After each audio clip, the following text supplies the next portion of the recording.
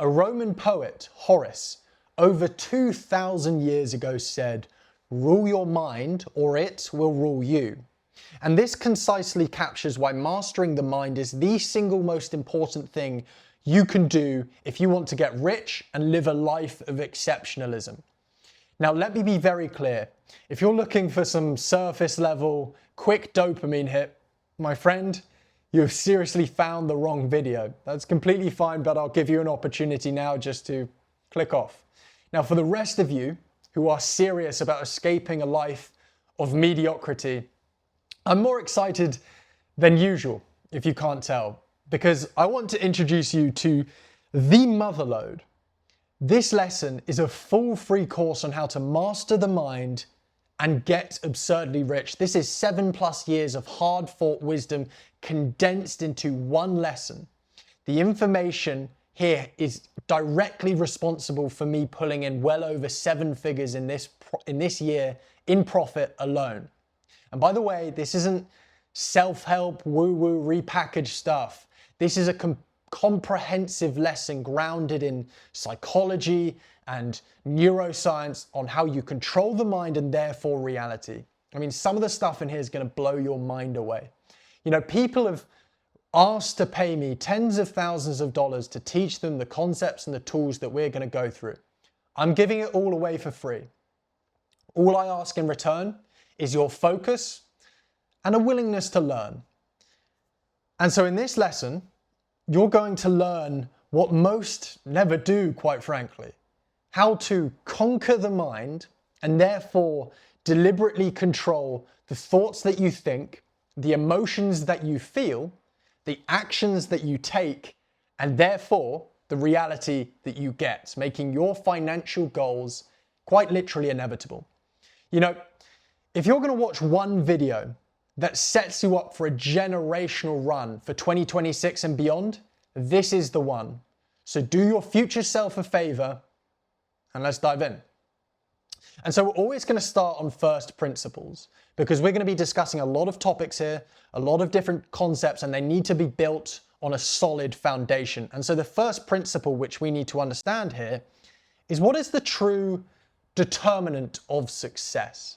Now, when I say success, I'm referring to the achievement of your financial goals, whatever that means to you. So from now on, that word success means that specifically. The true determinant of success means the factor which actually causes the effect of success, the achievement of your financial goals. It's an interesting question. What's the difference between someone who takes 2 years of consistent action and let's say they make 100K per month after that? Good going, right? Versus the person who quits after a week. What's the actual factor that determines whether you win or lose, whether you get rich or poor? Because if we can understand this, we can optimize our decisions and our behavior around it so that we have a pillar and an objective truth that we can work on. Because most people optimize around the wrong things and therefore nothing changes. And the reason this is because of what I call the how-to hoax. The lie that missing information is why you're not rich, when in reality, information is a commodity. You see, on YouTube and other social media platforms, there are a boatload of people who stand to gain a boatload of money by convincing you that the reason you're not rich is because you're missing some sort of secret strategy or information or tactic. When in reality, this obviously isn't the case. It's imperative that you see past this grift. Not because it's a waste of money, sure it is, but it's just wrong. Information is a commodity in the modern world. If you have a Wi-Fi connection, you have access to the largest storehouse of information in the universe, with being the internet. And then you have AI, which allows you to navigate it so much easier. If you have initiative and a Wi-Fi connection, you can answer you can get the solution to any problem you could ever face. If information was the true bottleneck, professors and librarians would be the richest people in the world, but they are not. And to drive this point home further, think about it this way. 100 people join a course, hypothetically. Let's say 10 do really well, 80 do average, 10 do really badly. The results here are wildly different. But the stimulus, the information is the exact same. The information you have access to is not going to determine whether you get rich or not. It is not the true determinant, despite most people on YouTube and other platforms trying to convince you otherwise. The reason they're doing this is because what they're trying to sell you is conveniently locked behind their course or coaching program. You must see past this. And so if information isn't the true determinant of success, what is? Well, a better question would be who is? Because the answer, concisely put, is you. It always has been you and it always will be you, because external reality is simply a reflection of an internal cause. Now, to understand why you are the determinant of the success you do or don't see in your life, it's important that we step back to first principles, looking at what is success, the achievement of your financial goals down to its irreducible components, meaning the things that is required and everything else is separated and got rid of. Because when we step back and we actually ask ourselves that question, what we reason down to is to bridge the gap between current reality and desired reality. In other words, where you're at right now and where you want to be. All you need is a consistent sequence of actions towards a defined target. That's it. There is nothing else going on. And this is an imperative limiting belief to break. This idea that you're missing some sort of information, but like a shiny bullet, or you're going to read a book or watch a video and it's going to give you the answers, that the light bulb's going to go off and you're going to make $1 billion after a month. This isn't the case. Results are generated by one thing: consistent action towards that defined target. There is nothing else going on. And this gives you immense amount of clarity when you actually break it down to simply what is going on and you get rid of all of the noise. But this is, of course, simple to understand, but incredibly difficult to do. And we can see this demonstrated from this very simple graph, which I call the trial of reality, where the green line represents the effective action that you're taking. And so we're taking a consistent amount of effective action for a long period of time. Let's say this is a year up until this point. And so you've been taking action for a year in the face of overwhelming hardship, adversity, and emotional resistance. Every cell in your body is telling you to turn around. But on top of that, if you look at the red line of results, results are a lagging indicator of the actions that you're taking. And that lag time could be a year. The results you have right now are a product of the action you took a year ago. Think about that. And so you could be taking the right sorts of actions for years potentially, but most likely months, and you're not seeing any sort of results at all. And so you're going through overwhelming hardship and seeing nothing in return, no guarantee of results. No wonder why most people leave their current zone of reality, their comfort zone, and they just turn right back. Because it's simple to understand, but incredibly difficult to do. But of course, by simplifying this, we've got something that I call first principles clarity, which is we just understand what's important and what isn't. Being able to cut through the noise and just saying, look, if I just focus on consistent action, that's all that matters. And that's the lens that we're approaching this entire lesson from. Everything that I discussed today is with the sole aim of making this consistent sequence of action easy and obvious. If you're trying to work on something internally that isn't making the action towards your goal easy or obvious, it's pointless. Now, there's a lot going on behind that action, which is where we're going to be pulling a couple levers. But if the end result isn't making the action easier and more obvious, there's no point, because it's not actually helping you succeed. That's what first principles clarity gives us. But why is it so unobvious and hard by default? Well, it's very simple. It's our human condition. You see, the last 100 years of studies in psychology point towards one universal truth, which is humans avoid pain and seek pleasure. It's part of our programming, our condition. It's kept us alive. It's kept us reproducing and surviving in the Serengeti 200,000 years ago, where perhaps it served us, but not really anymore in society. Because if you think about it, avoiding pain and seeking pleasure is the antithesis of what is required in this trial that we must go through to bridge the gap between current reality and desired reality. We must go through this short-term hardship for long-term gain. It's the exact opposite, and so it goes against our human programming. This causes something that is known as a self-interference loop, and we've got a diagram of it here. So what happens is you're at current reality. This is where you're currently at, and you're like, well, I want to make money. I'm going to try and launch, I don't know, an SMMA, and my goal is to make 30K per month. So that's your desired reality. You begin to take action towards it. You make your website, you make your logo, and then maybe you start sending some emails, you create some content, whatever it is, doesn't really matter. And maybe you do that for a couple of weeks, and then you get to the discomfort zone. This is where you just hit an overwhelming wall of adversity, resistance, hardship. These are all synonyms for each other. And the primal wiring kicks in. This part of you, which there is literally a part of your identity which is trying to keep everything the same, and we'll get onto that, is fighting to keep everything the same, following this primal wiring, and eventually you go on this comfort loop back to current reality. At some point you were inconsistent.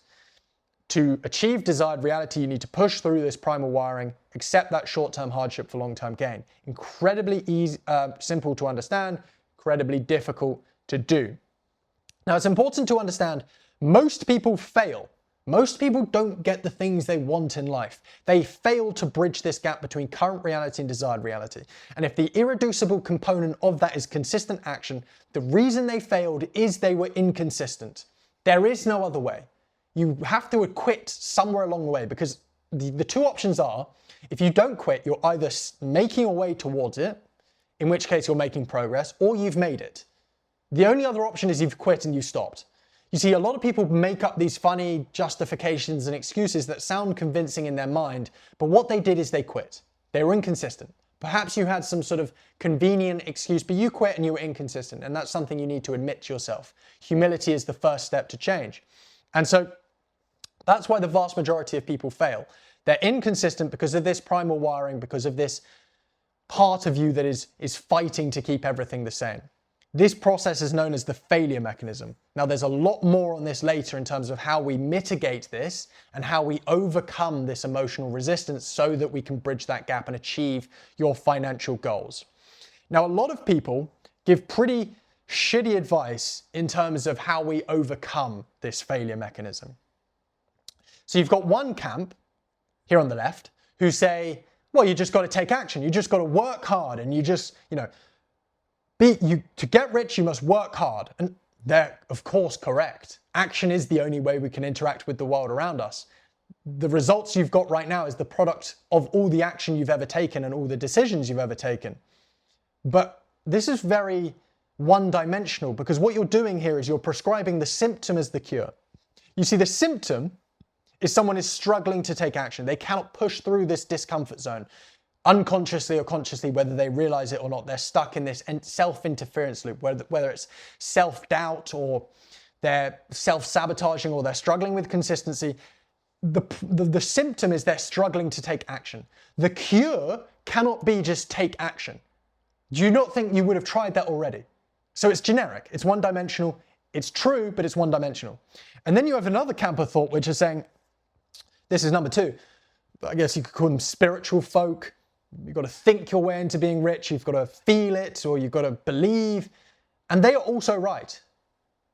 Emotions, thoughts, and beliefs play such important roles in terms of the reality that you create, but not directly. They do not have any direct impact on reality.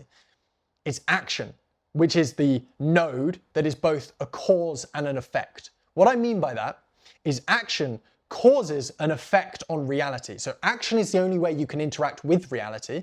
It's the only way you can change your circumstances. So in that sense, it's a cause, but it's also an effect because there are nodes, causal nodes upstream, which affect the types of action that we take.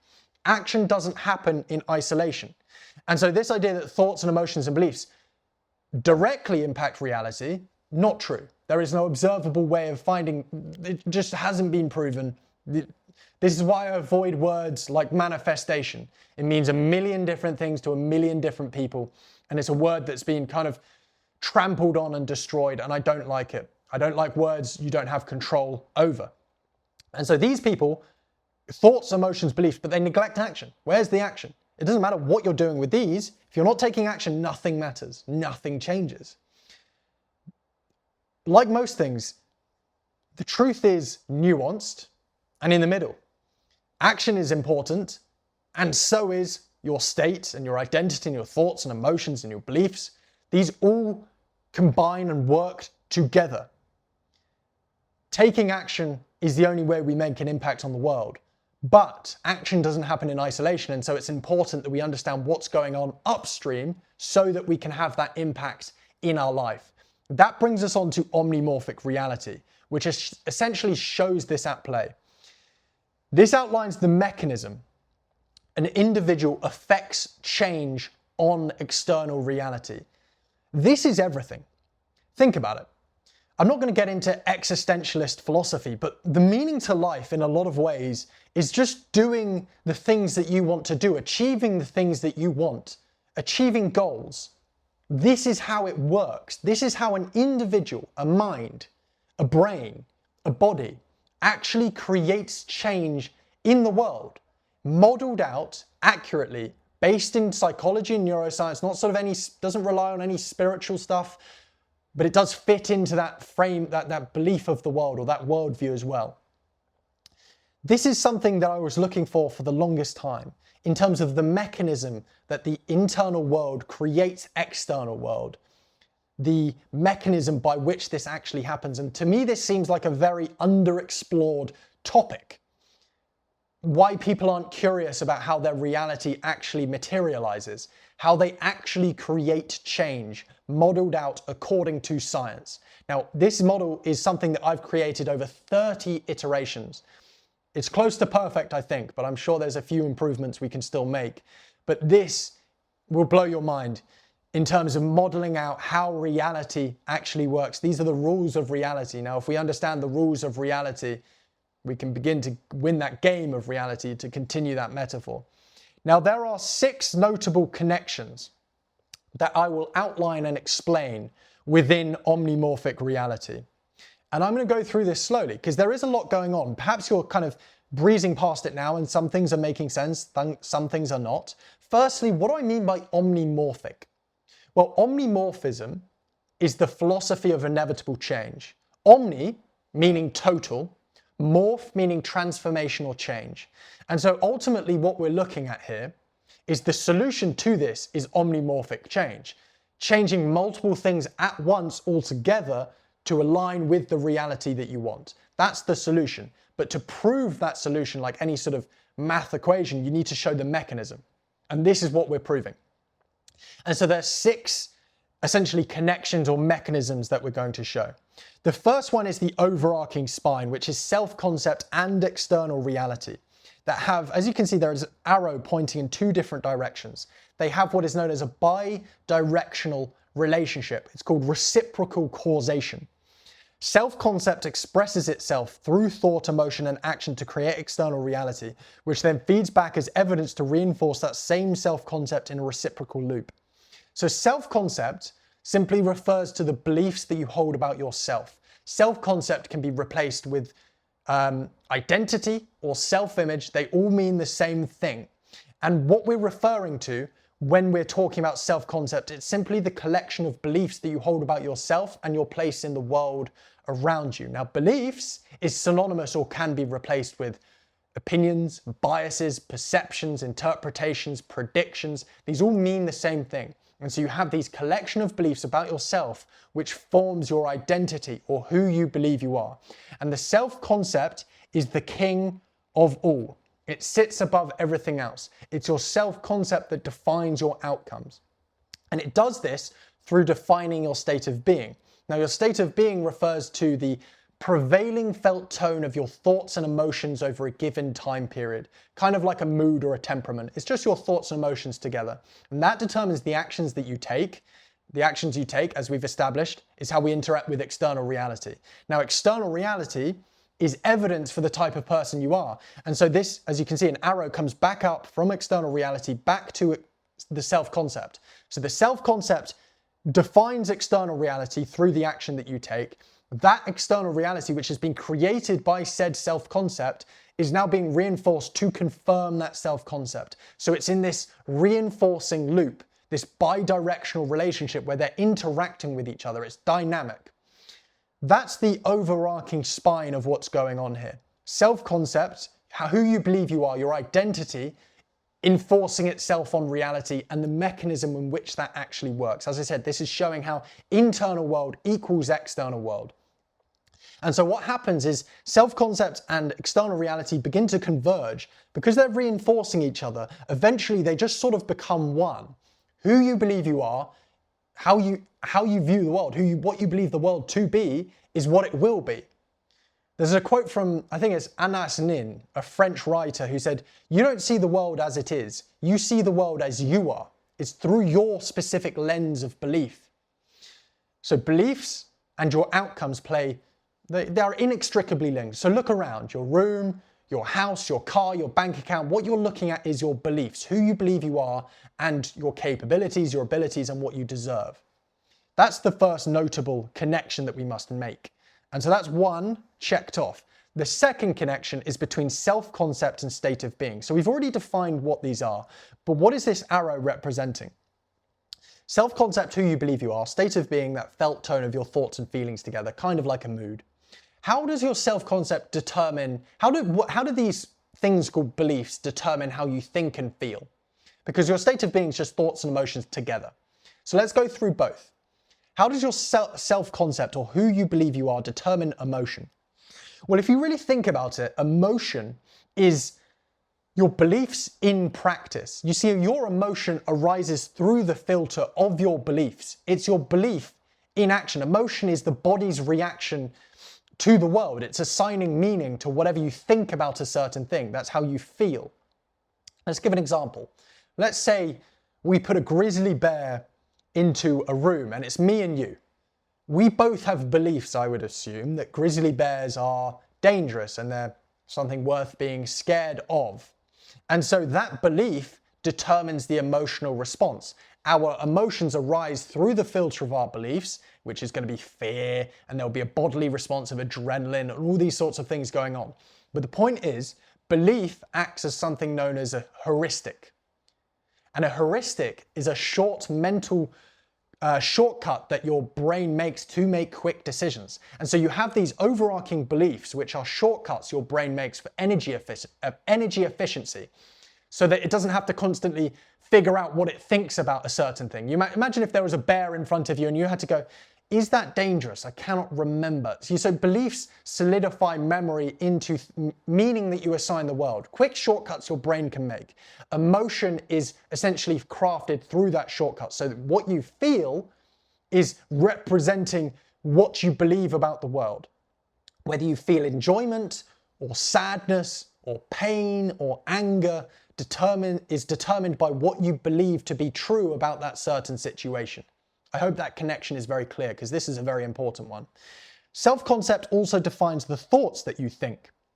You see, again, your thoughts arise through the filter of your self-concept or your beliefs.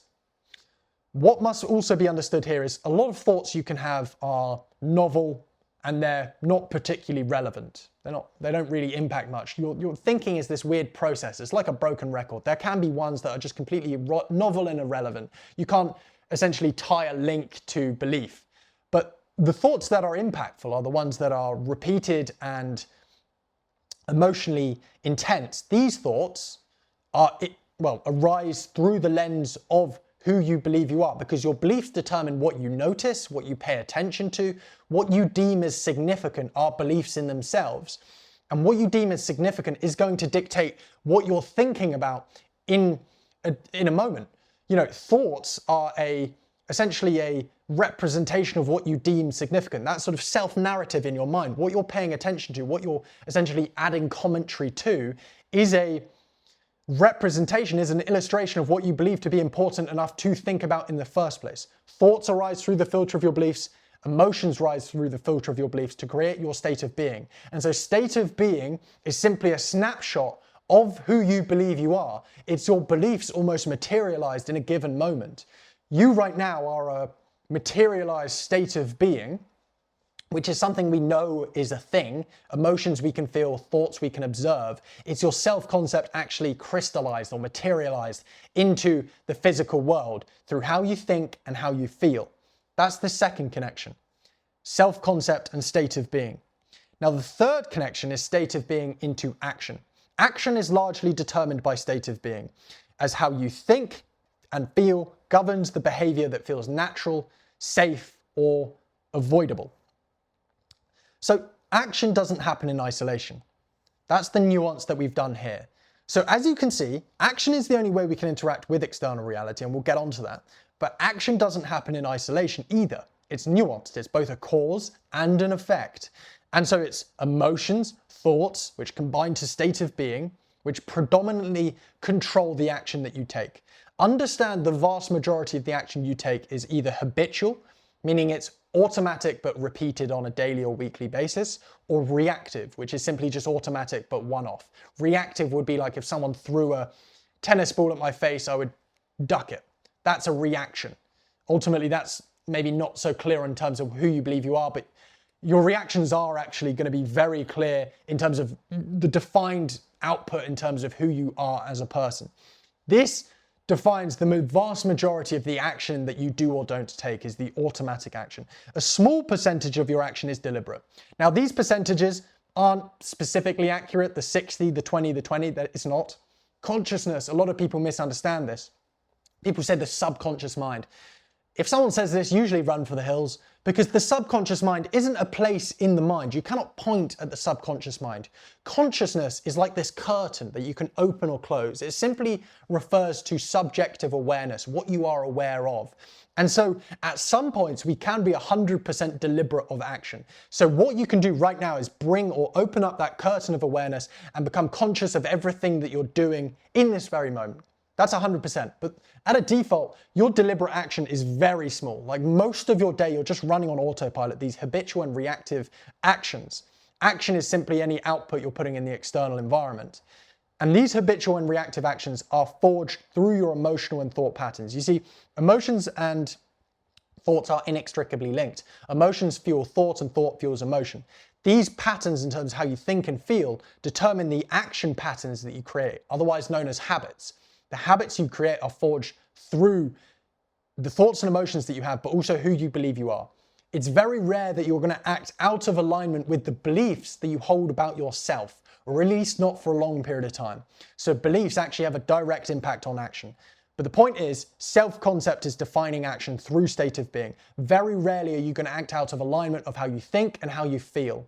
If you're feeling confident, you're going to take confident action. Likewise, if you're feeling anxious, your action will reflect that.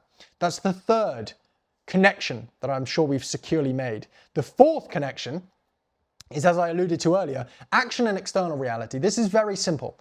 Action is the only way you can interact with the world around you. Drill this into your mind. There is no way you can think your way into being rich, feel your way into being rich directly. If there's no action, nothing happens. One of my favorite sayings, nothing changes and nothing changes. If you don't change actions, you won't change your results. And so that's why that's the only arrow connecting to external reality. Now, as I said, it's nuanced. There are things upstream of action which are, of course, going to affect it, which is what we're essentially modeling out here. But it all starts and ends with action, and you cannot, I guess, underestimate that. Action cannot be underestimated because it is the only thing that's important. And so that brings us on to the fifth connection, but this is more of a mechanism. This is the automatic reinforcement mechanism. The ARM is the feedback mechanism that converts lived experience and outcomes into memory and identity evidence. So this is a theoretical mechanism. It's not something that actually exists, but it's a model that uses to represent how this thing actually works. So remember that external reality feeds as evidence for who you are. Well, the ARM is simply this mechanism that feeds evidence. It's kind of like memory. So something happens, you remember it, that memory gets fed up to your self-concept or the beliefs about the thing you had an experience of, which is part of your self-concept. And that evidence either supports that belief and therefore strengthens it, or it contradicts and it weakens it. And so the point is, we've got red, I guess these are diamonds next to the actions that we take, the thoughts we think, and the emotions we feel. Most importantly, the reality that we have. Because all of these nodes serve as evidence for the type of person that you are. If you're feeling confident, that's evidence for a confident person. If you're thinking confident thoughts, it's not insignificant evidence that you are a confident person. If you're taking confident action, that's very, very compelling evidence that you are a confident person. And then if people are asking you how you're so confident in external reality, that's incredibly and compelling advice that you're a confident person. And so the ARM takes all of these different pieces of evidence from different nodes and essentially feeds it back to the self-concept and the beliefs relevant to confidence. So that belief about confidence will begin to, let's say you have a belief that you're not a confident person, and this evidence contradicts that, so it begins to flip. But what happens is, because this self-concept is essentially enforcing action and therefore external reality, most of the evidence being fed back is confirming it. It's stuck in this loop, as we established in the first connection. That's the ARM, but the EAM is an important thing not to neglect here. The emotional amplification mechanism, which works in conjunction with the ARM. The EAM determines how strongly an experience reinforces belief, weighting evidence by emotional intensity and direction. So what that means is not all evidence is created equal. If you took action that was wrapped in emotional intensity and confidence, that piece of action that creates a piece of evidence through experience is more compelling than action that was done without any sort of emotional intensity. You can't remember last week when you were driving in your car on Tuesday. You can't remember what you were doing, but you can remember the first time you were driving. Emotion is the language of memory. The reason you can remember this is because it was emotionally intense and therefore it was tagged with emotion. Emotion is the language of memory. When we relive things, we feel it in the body. Emotion tags memory. And so emotion plays this double role, which is incredibly important. We've already established emotion is the largest shareholder determining the action that you do or don't take. You act in alignment with who you feel like. But emotion always also plays this double role in terms of essentially defining which evidence is compelling and which isn't. You see, the strength of the emotional experience determines whether the evidence produced with the action you took or the evidence you found in external reality is compelling or not. The more emotionally intense, the more compelling the evidence is towards changing or enforcing the belief in question. And so the strength of the emotion is going to dictate how compelling the evidence actually is in terms of changing things or keeping things the same, but also the direction of the emotion determines the direction of the evidence. Because think about it. If you take action and you were feeling anxious, if you took action that you were trying to become a confident person, but that was wrapped in emotion of anxiety and fear and doubt, that piece of evidence isn't going to build up beliefs that you are now a confident person, because it was wrapped in emotional doubt, which is compelling evidence that you are not yet that person. And so that emotional doubt essentially determines the direction of the evidence and in terms of how it impacts belief. So this would actually continue to enforce this belief that you are not a confident person, because the emotion contradicts the action. They're not congruent. And so emotion defines how compelling the evidence is that the ARM sequence up, and also the direction of the evidence in terms of how it impacts belief. And so the ARM selects the evidence and feeds it up. The EAM filters it for strength and direction. This is kind of the model mapped out, and so that's the final out of the 6 mechanisms that we're looking at here. The real conclusion that we're coming to here is that action creates reality. Yes, of course that is correct and cannot be neglected, but action is produced by deeper internal forces that must be understood to change outcomes. There's this ancient Greek philosopher, Heraclitus, who said character is destiny. What this is showing is who you are being, meaning your self-concept, determines what you get. A lot of people say, what you think about yourself is how reality will unfold, or how you feel is how reality will be, or how you act is how reality will be. These are partial representations of the truth. No one to my knowledge, has accurately mapped out reality and how an individual essentially interacts with it and creates change like this.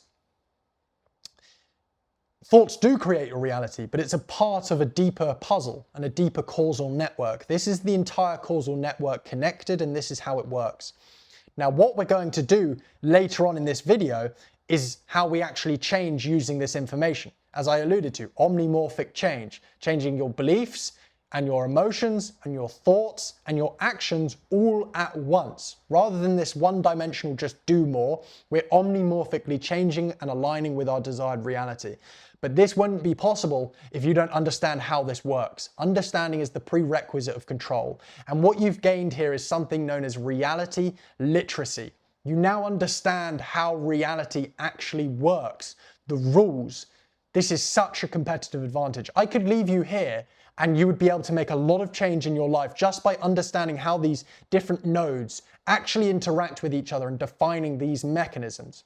But we're not stopping there. Oh no, we're going a whole lot further. Because sure, we understand the mechanism which determines reality, but we need to get practical. And we're going to do that by looking into the cycle of mediocrity. This is what happens when action tries to change, but identity stays the same, causing progress to rise and collapse repeatedly. So most people don't understand this is going on, as I mentioned, and this is what the vast majority of people get stuck in. The cycle of mediocrity, which is this oscillation of progress and momentum, where you can see identity preserving itself. This is how essentially the model of reality is mapping itself out onto your life at the moment before you actually even understand that it's here, that it's going on. Of course, it's operating in the background, you just don't understand it. And what it's doing is creating this cycle of mediocrity. And so we can map this out very practically and see what's going on practically in terms of how we're getting stuck and therefore the solution, because understanding is the prerequisite to control. And so what we've got here is a graph. On the y-axis, we've got effective action, meaning the amount of action you're taking, the progress that you're making towards the goal. On the x-axis, we've got time down at the bottom here. And so this oscillating wave, transverse wave, or snake up and down type line is representing the effective action you're taking. So you're taking loads of action, then you're not really taking much action, then loads and not. And so we're going to go through a cycle here. Now, when I map this out, this was so clear. This maps onto every aspect of your life that you try to change, that your identity starts to conflict with, whether it be diet, gym, exercise, business, work of any kind, any goal you could possibly have, it can map out to this very clearly. And this blew my mind when I actually figured this out, and this is how it works. And this is really accurate in terms of what actually goes on in your life. This isn't a unique curse. Everybody struggles with this. And so we have the starting point. Now you'll understand why we start here and why we're at the bottom in a moment, but this is just where we're going to start for arbitrary reasons. And let's say you have a goal, you want to achieve something, and when you start, it's great. You have high confidence, high motivation to take action, and essentially, yeah, that line of effective action is increasing. You're beginning to make more progress, beginning to build momentum. You're on that upward trajectory. But eventually you reach a point. Now this is self-interference. I'm not going to scroll all the way up because we've made a lot of progress, but you remember that graph, that self-interference is that loop that the primal wiring is causing. Well, that's what's going on here. We meet adversity, resistance, we meet hardship. These are all synonyms for each other. And the action that we're taking falters. Once we meet that resistance, 9 times out of 10, most people, as we said, had to be inconsistent to not have achieved the goal. So inconsistency comes from somewhere, and it's not when you're feeling good, it's when you're feeling bad. Emotion is the large determinant of the action you do or don't take, and so it's this negative emotion which essentially descends on you like a fog. You cannot think rationally, and therefore avoidant behavior begins. And this is different emotions for different people. This could be fear, or it could be doubt, or even stuff like anger, apathy, like a lack of motivation, procrastination, which is also an emotional state. It's different things for different people, but something causes you to slow down eventually. Maybe it's take a day off, drop in intensity, procrastinate, but then a day becomes a week and a week becomes a month. And then essentially you begin to tear down your own progress. Now, not taking action, if you're not growing, you're dying. So not taking action, inconsistency is breaking down all of the progress you're making. But also a lot of the time you find people who start taking action in the opposite direction. It's not that they come back to equilibrium, it's that they start, self-sabotaging. You see this a lot with diets, when people are dieting and then they just snap back and then they start feasting, which is tearing down the progress even more than what their baseline is. And so what you see is this progress and momentum to continue to go down in this negative emotional spiral. What's interesting here is that the emotional state which caused this inconsistency, which we call the failure mechanism, more on that to come, isn't necessarily the thing that prolongs this negative emotional spiral. So for example, maybe it's a load of doubt that comes up and you stop working. And then that will stop you for maybe 3 to 4 days. But what continues this is the guilt and shame that came from you stopping working. And so you now feel loads of guilt and shame for stopping in the first place, or procrastinating and dropping in intensity. And then that guilt and shame is a negative emotion in itself. It feels bad. So you continue to numb that guilt and shame and avoid it through the negative behavior, which is bringing you down. And then more guilt and shame comes. So it creates this vicious cycle, which brings you down and down to rock bottom. Now, rock bottom is your identity floor. What we just touched there was your identity ceiling. So what we're seeing is action just ping-ponging between the ceiling and the floor. Self-concept defining your outcomes. If you try and if you try and change that mechanism, if you try and come here and you just say, well, I'm going to try and change my life through 20% deliberate action alone, you're going to get wiped out by emotions, thoughts, and state of being enforced by the self-concept. That's what's going on here. We're just practically mapping this out in terms of how it looks in someone's life.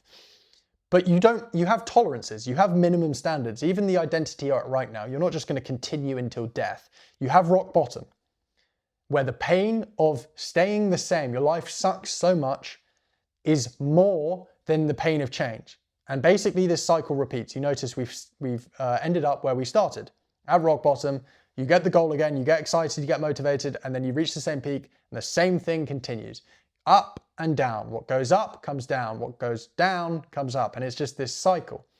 Now, what you'll notice is if we actually put a line of best fit through this entire oscillation, is we're actually making zero progress. Because if you're not consistent, you're just not accumulating any sort of evidence. You're not accumulating anything, really. All of your progress dies as you're going on the downward phase. Now, maybe you're making a slight upward trajectory, but the point is, this happens to everybody. This idea that and this could be you're on for a couple days and then you not for a couple days, or it could be weeks, or it could even be years. You're like 3 years on, 3 years off. It doesn't matter the time period. It's just the fact it's unsustainable. And this is what most people are stuck in their entire lives. It's called the cycle of mediocrity because within these two boundaries represents your identity, the ceiling and the floor. Your identity represents the safe, the normal, which is by definition mediocre. And so this is the curse. This is the cycle that isn't just unique to you. I was stuck in this for years of just bouncing back and forth in all goals that I had. I was so ambitious, but just felt lazy. But the point is, you're not being lazy. This is a preservation mechanism of the identity. It's not that you lack discipline, it's that you're trying to take action whilst keeping your identity fixed at a point. This is a very poignant, visual illustration of how this works. So you continue to take action. It doesn't matter how much action you take. The more you take, the further you're getting away from that original identity, the more that elastic band, metaphorical, is stretching. The more it stretches, the more likely you're going to snap back to where you're originally at. So if you're not omnomorphically changing all things at once, which is action and identity together, plus thoughts and emotions and all that other stuff, we'll get onto that. If you're not doing that, the more action you take, the more resistance you're encountering, and this creates an inevitable environment of collapse. It doesn't matter how high you go, you're always going to snap back down. So it's unsustainable. You see, most people try and create a new future whilst holding on to the past. They plant apple seeds and they expect it to grow mangoes. You cannot create a new future whilst holding on to the identity of the past. It's your identity which determines change. And so most people try to move with action alone. I call these doing goals. It's like turning up to a gunfight with a pair of chopsticks. It's one-dimensional, and quite frankly, you don't stand a chance by just doing action alone, especially if this is something you've tried before. We need to make it easier for ourselves. We need to make the action more obvious and easy through tools that we're going to go through coming up. So the real problem here is trying to do more whilst clinging to the identity, patterns, and programs of the old. Now, to resolve this conflict, we need to look at the hidden internal trial that essentially occurs between selves that causes this volatility, how it forms, how it works, and how to win. Because what we're looking at here is a conflict between identities. When you set a goal, when you commit to a goal and you begin taking action towards it, you are setting an intention to change a future reality that doesn't yet exist yet. This has an internal cascade that happens under the hood that nobody really sees and you don't know about, but explains why we get stuck in these sorts of loops. It's called Omnomorphic trial. It's the trial between the old version of yourself that wants to stay the same and the version of you that represents change. These are battling for influence, whether you realize it or not. Only one can win. Now, most people, the old identity wins and they continue to stay the same. But we're going to understand how this trial works, the rules of the trial, and how we win, how we can use our own weapons to make the action more obvious and easy, linking back to those first principles, and win this omnomorphic trial, because this trial is a model. Of course, there is not the courtroom in your mind that is not a trial, but what this is a model that is synthesizing topics and proven ideas and evidence from psychology and neuroscience that we know work for a fact, but synthesizing it into something that people can understand and actually take action on. Simplify. Less is more. Da Vinci said simplicity is the ultimate sophistication, and that's what we're trying to do here. If you act as if there is a trial of you versus you, you will be tapping into what is objectively happening. It's a model that we can follow. And this trial can be broken down into 3 phases. The first phase is known as the fracturing of self. And so when you commit to a meaningful goal, essentially what happens is you have your original self-concept, which we mapped at the top of the omnomorphic chain. This original self, these beliefs that hold you together, fractures into 2 when you commit yourself to a goal. You have your old self, which represents the version of you that got you up until this point, the version of you that represents the same, and the desired self. This is the version of you that was ambitious enough to set the goal in the first place. Because if you think about it, if you set a goal, you wouldn't set a goal if you didn't think you could make it. That doesn't make sense. Humans don't do things without incentives. At least that you think in your mind, you have a belief, it might be weak and small and you can't see it yet, that you can do this, that you are capable, you are deserving of this goal. That is the desired self. It does exist. And so the desired self at first is of course smaller. Now both of these selves, identities, these entities, are built by beliefs. They're held together by beliefs. And this is no different. We already established that earlier. They fracture into 2, but these still are held together by beliefs. So the old self is held together by beliefs known as limiting beliefs. These are the beliefs that hold together the old self, and these are by definition limiting. They're stopping us from essentially achieving more in life, which is why we define them as limiting. There is no such thing as a good or bad belief, only in the context of our goal, whether it's limiting or empowering. Now, the desired self, as I hinted to, is held together by empowering beliefs about yourself and your capabilities and your ability to achieve the goal. And so these all act like identities, and they have their own habits, their own emotional states, their own thought patterns. This can materialize very tangibly. These aren't abstract ideas. As I said, this is all going on in the mind, but this one's especially physical. It's especially something that you can observe. Do you ever go after a goal and you're taking relentless action towards it, and in the morning you've got this voice of doubt, the voice in your head that is trying to get you to stop and stay the same and go back to where you started, and then the other voice in the afternoon after you take some action and you feel better and it's encouraging you and you're saying, yeah, I can do this, I can achieve this goal.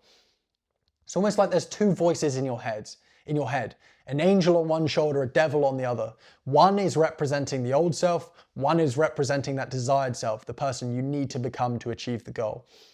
This is physically materializing these two selves, the fracturing of the selves, two voices tangibly coming up in your head, two different emotional states. In the morning, you're a different person to the person you're in the afternoon. That's how physical and tangible and observable this is. Your identity fractures into two selves, and this creates a huge amount of tension, which is obviously why they're going to trial, and only one can win. Now let's understand the old self a bit better. It is operated out of the limbic centers of the brain, which we don't need to get technical, but it's essentially working and operating out of the emotional centers of the brain. It is preservation focused, and it views any sort of change, anything that's unfamiliar, outside of that boundary of its familiar, outside of its identity, as a threat. Change equals threat, and therefore it will blanket any change with emotional resistance. That is the weapon the old self uses to stay the same. Now the desired self, on the contrary, operates out of the neocortex, the frontal lobe areas of the brain, where it's known for executive function, making the investment in short-term hardship for long-term gain. It's future-facing, and it obviously observes change as something positive, something worthwhile, because this is the goal that we want to achieve. It's the individual that created the goal in the first place, and so of course it's going to stand by it. And this is synonymous with emotional states like confidence, calm, encouragement, excitement. And as I said, most people think goals are just deciding you're going to have something, acting towards it, and then getting it and achieving it. That's linear. That's not really what's going on. This is going on under the hood when you actually commit yourself to changing a future reality. This is what the intention creates. Your identity fractures into two sub-identities or sub-selves that compete for influence. And they compete for influence in the omnomorphic trial. And so there's a trial that essentially creates itself. Theoretically, of course, this is a model. The trial between the two selves begins. Only one can win.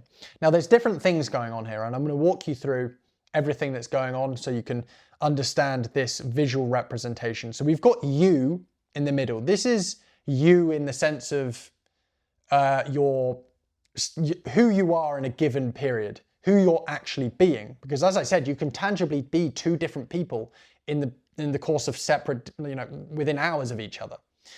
And so we've got the room of the old self and the room of the desired self. Each self, each identity has a room. And a room represents a state of being. So as I said, all these identities fracture into two, and now they have their own separate omnomorphic chain. I think it's important that we actually go back up just briefly to the model. So what I mean here is this self-concept fractures into two. And so just basically copy and paste the state of being to external reality chain. These individually have their own chain of reality. These are sort of two individuals existing within the mind. This is how it materializes. And so with that being established, each self has their own state of being, their own emotional and thought prevailing felt tone, which is what a state of being is. But so the old self and its state of being is going to be doubt, anxiety, uncertainty, fear, procrastination, apathy, anger, all of those resistant and negative emotions, because ultimately we're exposing the old self to new stimulus. As we said, the old self views change as a threat, and so it's going to be all emotions that one encounters when they encounter a threat. And the old self has a survival bias. It's not just going to die. And so it's fighting for influence, using weapons of influence. And we'll get into those in a second. But the point is, a survival bias, all organisms have a survival bias, is this, I guess, will or programming to bias towards survival over death. And your old self is no different. The identity will fight to stay the same. Beliefs fight to magnify and maintain themselves. And we've already established that in that bi-directional relationship between external reality and your identity. And so the rooms represent your state of being. Your state of being essentially selects your behavior and your beliefs. Now, we've already established that the state of being that you have So if your aligned state is with the desired self, it's going to reflect the action that you start taking. If you're feeling confident, which is the aligned state of being, you're going to start taking confident action.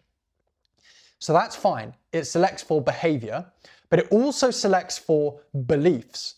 You see, beliefs aren't something we can just switch on and off like a light switch. I cannot just say, I believe I'm a confident person. I believe that I am a millionaire. We just can't do that. You need to build an undeniable stack of proof to change belief. Remember, belief requires evidence to change. Belief is a subjective value judgment that has built over time based off the experience and evidence that you've had in your life. Most of them are inherited from other people. Most of them do not serve you. But, as we said, we've got two individuals with two different beliefs, a limiting set of beliefs and an empowering set of beliefs. When we choose a state, so if we're in a confident state aligned with that desired self, we are essentially activating those beliefs that hold together the desired self, the empowering beliefs that we have.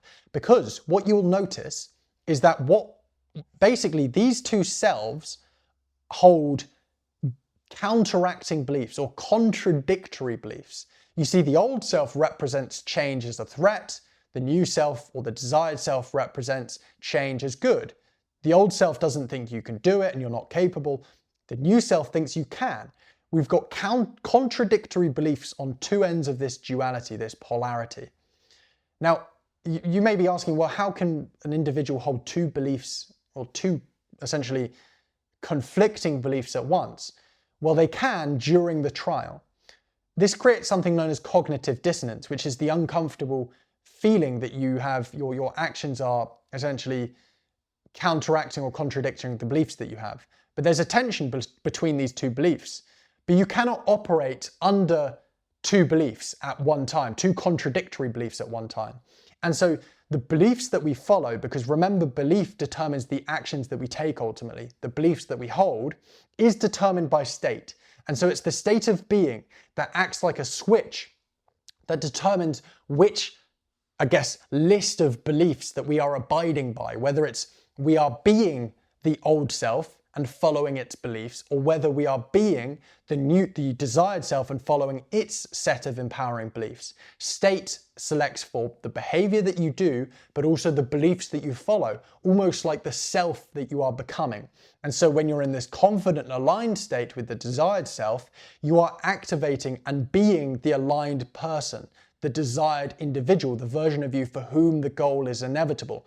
That is the individual that you have become because you are activating those beliefs and you are acting accordingly. But on the other end, when you're in the old room and you're the aligned state of the old self, you are activating the beliefs of the old self, and now you've become the individual that represents the old self and its limiting beliefs. So, as I said, you can be two different people in one day. This tangible conflict and tension. This is how it works, but it's selected by state, and state is represented by the room that you are in. So you can begin to realize that how you feel is going to be very important in terms of the outcome of the trial. Now, thirdly, action from a room is a vote. So action, as we've established, is the only way we can interact with the environment around us. It's the only way we can actually affect change. It's the only way we can cause an effect on reality. And so downstream from state is, of course, the action you take, but the action counts as a vote during this trial. Now, votes are added up, and of course, your desired reality is a certain vote total that you have to reach with your action to bridge the gap between where you're at and where you want to be. It's only consistent action. That's all we need. Same with the old reality or the old self is that we can take actions that go against our goal, self-interference, self-sabotage. Those vote totals can accumulate, and there's a certain number that you have to reach to get back to the old reality. Now, what you must understand is that the number of votes that you need to do to get back to the old reality is significantly less than the number of votes or actions that you need to take to get to the desired reality. Because obviously you're so much more familiar with the path you took, the path back to the old self, because you've already come in this direction, you already are familiar with that territory, than trying to forge the path to unfamiliar territory, which is the desired self and the desired reality that you're trying to achieve. So it's so much easier to essentially lose the trial than it is to win the trial. Now, weight of the vote matters. As we established, the EAM filters action in terms of how compelling it is, how essentially convincing this action is to magnify and maintain belief or change belief, depending on whether it supports the belief or it's contradictory evidence. And so these votes, maybe one like piece, let's just say arbitrary, a piece of action with no emotion equals 1 vote, a piece of action with loads of emotion and confidence equals 10 votes. But one thing that is worth mentioning here is if you take action in line with the aligned version of you, the desired self, but it's from the old room, meaning you're taking action towards the goal, you're doing whatever the inputs are for your business or your vehicle, but you're feeling doubt and anxiety and fear, this isn't very compelling evidence that you are this desired version of yourself, the version of you for whom the goal is inevitable. In fact, it's actually evidence that you're not that person and you're not capable if you're taking action with a huge amount of fear, because that's suggesting that you don't yet have the goal yet. So it actually enforces the old self. And so emotion, as we established, essentially determines the weight of a vote and the direction of the vote in terms of which set of beliefs, which self it actually reinforces. Now, number 5 rule of this trial is that state and action are leading indicators of identity. So as I said earlier, identity, or just the beliefs you hold about yourself, isn't something you can switch on and off. They're something that accumulates slowly based off evidence. The actions you take and the states you are feeling is a leading indicator of the identity that you are. And so when you are in the room of the desired self and you are that aligned state and you're taking that action, those beliefs are accumulating and reinforcing themselves, and the beliefs of the old self are breaking down, but this is something that happens slowly. It's essentially a lagging indicator. Your identity is a lagging indicator of the actions and the emotions that you have, how they combine together and form new evidence. But that evidence takes time. You need multiple stacks of evidence on a daily basis for weeks, if not months on end, to permanently shift belief. And then the belief is what's going to cause that lasting change, as we have established in omnomorphic reality. It's like, you remember that analogy with the pin and the elastic band? It's like moving the identity and the action together, so there's not this stretching and this resistance that occurs. They're the rules of this reality. Now, both of these selves are essentially fighting for influence. They are trying to capture your state of being and bring you into their room so that you take action in alignment with their goals, and their vote total accumulates and they win the trial. This is how they win the trial. This is how a self influences you in terms of how you feel. And so it does this through weapons of influence. Each self has weapons it can use to influence your state, and therefore the beliefs you're following, the action you take, and ultimately the outcome of the trial. And so only one can win. Now, as I said, this is actually quite a good visual illustration of this. State of being acts like this switch. You can only be in one room. You can't occupy 2 rooms at once. You can either be in the desired room or the old room. And this is going to typically determine the outcome of the trial. And so the outcome is when one self accumulates enough votes to dominate identity and therefore reality. And so the goal for us who want to change and escape a life of mediocrity and get rich, or whatever the goal is, you need to be in the desired room that represents the desired self, feeling that state, taking the aligned action, and therefore accumulating enough votes consistently, whether this is for months or for years, and consistently doing that until the vote totals reach a number, or you're just taking enough consistent action to actually reach your desired reality. That's essentially how this works. This is a very compelling model to understand how your self is fracturing and actually competing with each other. But how are we influencing state? How is one self, but specifically the old self, because this is the one that wins the vast majority of the time, bringing you from neutral into its room? How does it do this? Well, the weapon, and the only weapon that the old self has, is emotional resistance. So you remember this initial, it's at the very top of the document. And by the way, I will put this document as some sort of PDF in the description so you can follow through, take notes, all the rest of it. Probably should have mentioned that at the start, but if you're watching by now, you know what you're doing. This is the original, essentially, visual illustration I showed of the irreducible components of success. It's simply consistent action to bridge current reality with desired reality. Now, between current reality and desired reality, we've got this red block. This is the zone of resistance, because this is outside of your current reality and therefore your current identity and therefore your current zone of familiar, or that boundary of what you are normal with, essentially, or what you find normal. Because your identity represents essentially what you know and what you're familiar with. And so emotional resistance is inevitably going to arise when you go towards your goal. If it's not arising, this means you're not making any progress. This means you haven't actually left your current comfort zone and therefore you're not changing reality. It's inevitable that you will face emotional resistance, and this is essentially how it works. So you reach something that's unfamiliar to the current self or the old self, a task that threatens it. So let's think of an example, maybe a cold call. If you take a cold call, there's a chance that someone books a sales call with you and you close a client, and that means you actually begin to shift reality. That threatens the old version of yourself. And so when you're about to do that task, or when you plan to do it, when you set an intention, resistance arises. So for example, this cold call, it may be fear, doubt, anxiety. This fear and doubt and anxiety creates emotional fog. Emotional fog it's like a fog. It descends down on your mind. You enter sort of fight or flight. You can only look at what's going on right in front of you. You cannot zoom out with perspective like you did before. That rational intention which set the goal in the first place and said, look, it's going to be hard, but I'm going to get it. You just throw that out the window, and irrational thinking and action starts taking over because this emotional fog has descended down on you, and you start taking irrational behavior. This irrational behavior is avoidance. You take the behavior that is the inverse of the behavior which caused the resistance in the first place. And so if it's the cold call, you don't do the cold call and you stop working. That will get rid of this emotional resistance. Now the old self is in control. This emotional fog descended and the old self has dragged you into its room. You're now essentially being the old version of yourself through the beliefs that you are operating by, and therefore the action that you're taking.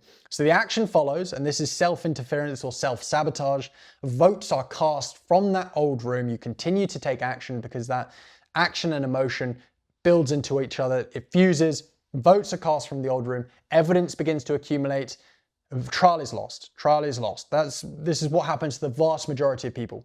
They start trudging outside of the current reality and then they come right back to where they started. 99% of people, the old self and its weapon will succeed 99% of the time. Now, most people don't even know this is going on. They don't understand that the resistance, the hardship that they're facing is only coming from the old self. Think about it. Hardship doesn't exist in objective reality. Objective reality doesn't have emotional states or labels. It is what it is. You know, somebody could view 20 sales call rejections in a row as positive because they're getting feedback, or someone could view it as negative. Objective reality is completely neutral. These things there is no such thing as an objective adversity, hardship, or emotional resistance. It's the lens in which we paint reality. This is how the old self keeps us the same. The resistance you're facing is coming from that version of you that is fighting to stay the same. It's its weapon. Emotional resistance is dragging you into that old room, that room of the old, which means you eventually lose the trial. Now, most people who get dragged into the room of the old essentially lose the trial basically right there in the moment. They stop taking action and they unconsciously or consciously begin to self-sabotage and go back on their initial intention. That's the weapon of the old self. Now, to combat this, to win, number one, understanding is the prerequisite of control. There's this quote from Sun Tzu: if you know the enemy and you know yourself, you need not fear the result of 100 battles. We know the weapon that the enemy is now using. We understand it intimately. We understand the context in which it occurs and the trial in which we need to win. And so we can create our own weapons of influence to bring us into this room and defend against attacks from this old version of us. This is how we achieve change. And so the first thing is obviously understanding omnomorphic reality, understanding the cycle of mediocrity, understanding the trial and the fracturing of self and the competition of states, and understanding the weapon that the old self uses. Reality literacy. This is like learning how to read, knowing what's actually going on, being able to label, oh, that's just resistance from my old self. I don't need to be scared of it because I know what it is now. Oh, that's just, oh, what I'm reaching here is sort of the identity ceiling. I know what's going on here and I can match these patterns. It's like learning to read, as I said. It's incredibly powerful. So I wouldn't even need to go through any of these weapons, and I could stop now and a lot of people would make significant change in their life based off this information, but we are not done yet. No. We're going to get into the weapons of the desired self. And the reason I say desired self, I should have made this clear, is the self you need to become to achieve the goal. The version of you for whom the goal is inevitable. And so it's the desired self because it's the version of us that represents that desired reality. And so we have our own weapons, and by we, and what I mean is you're representing the desired self. This is the version of you that you want to win. I would assume, I guess. We have weapons that we can win the reality, the trial of reality or identity, that we can actually combat the old self and stand a chance at winning this trial, which is winning the trial means achieving your desired reality. That means changing everything about your life. And so we have two types of weapons that we can use. Attack, which is number one, and defense, which is number two. So weapons of attack is anything that actively pulls you into the desired room and strengthens the desired self's influence over state, action, and evidence. So attack is bringing us into the desired self room and taking action from that. Defense is anything that neutralizes the old self's interference so it can't hijack state, trigger avoidance, or bleed votes back to the old identity. So defense is like the shield we're going to use against emotional resistance. Now it's important that we don't lose sight of what we're actually optimizing for. All of these weapons work together to make the action more obvious and easy. The weapons of attack are predominantly setting state, but there's also some other stuff going on here in terms of making action more obvious and easier to do. Because obviously state determines the type of action that you take. Weapons of defense are also making those actions more obvious and easy because we're mitigating the emotional resistance that keeps the vast majority of people the same. Remember, people don't quit. People aren't inconsistent when it's going well, when they're confident and everything's, it's sunny outside. It's when the winter of adversity arrives. And so having a sufficient shield to defend against the old self and its emotional resistance and its weapons is also required. We cannot have one without the other. It doesn't matter how good we are at staying in that desired self room.